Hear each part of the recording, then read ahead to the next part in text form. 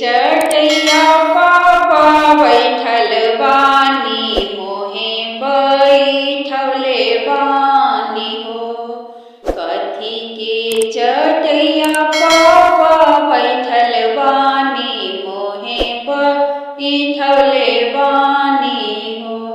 कथी के करे जा पापा कैले बानी बेटी के बिसरतानी हो।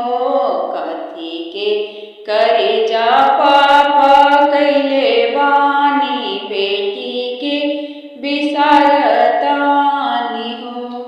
कुश के चटैया बेटी बैठल बानी तोहे बैठवले बानी हो।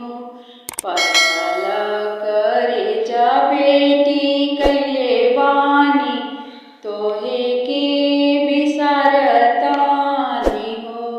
पत्थल करे जा बेटी